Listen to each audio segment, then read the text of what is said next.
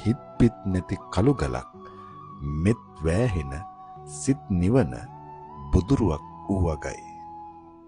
පිළිමයට ඉදිරියෙන් මනස්කාන්ත අක්බඹරුන්සේ පීනා යන්නා වූ මීනයන් ඇති තඩාගයත් මල්වැලත් ඇත්රූප පෙළත් ඉන්පසු පద్මාසනයේ වැඩ හිඳිනා බුද්ධ ප්‍රතිමා වහන්සේත් මෙලෙස දැකගත හැකිය.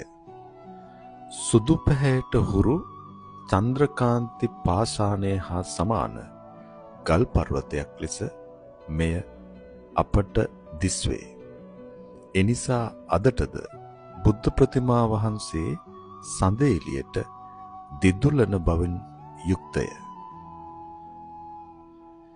දහවල් කාලයේදීත් විශේෂ දිස්නයකින් අපට දැකගත හැකියන්නේ එනිසාය. මෙම පිළිමයේ සම්පූර්ණ උස වන්නේ අඩි 67 හමාරකි. ශෛලමය හිඳි පිළිමයක් ලෙස නිර්මාණය කොට ඇත. වසර 12 හමාරක කාලයක් මේ පිළිම වහන්සේ නෙලීම සඳහා කලා ශිල්පීන්ට කාලය ගත විය.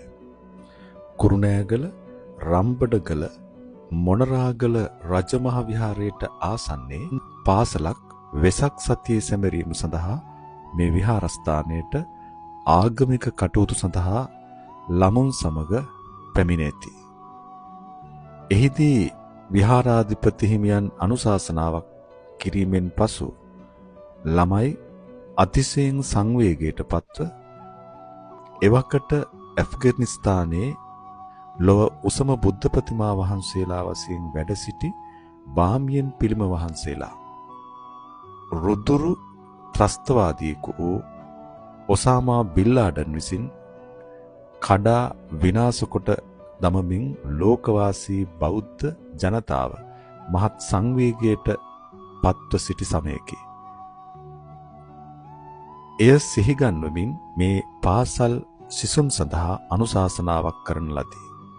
ඒ අනුශාසනාවෙන් මහත් සංවේගයට පත් මේ ළමුන් තමන් අත පැවති මුදල් රුපියල් 1358ක් වශයෙන් එකතු කොට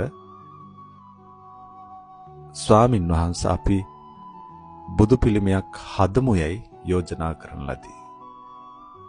පසුව තමන් නිවසේදී එකතු කරගත් සල්ලි කැට උන්වහන්සේට ගෙනත් දුන් බව සඳහන් වේ. මේ පිළිම වහන්සේ ආරම්භ වන පුණ්‍ය සිතුවිල්ල ආරම්භ වන්නේ එතනින්ය. 2001 වර්ෂයේ මේ පිළිම වහන්සේ නෙලීම සඳහා ආරම්භ කරන ලදී. වසර 12 මාරකට පසුව 2015 අප්‍රේල් මාසයේ ඉන්දීය ශිල්පීන් 3 දෙනෙකු විසින් මේ පිළිම වහන්සේ නිර්මාණය කරන ලදී.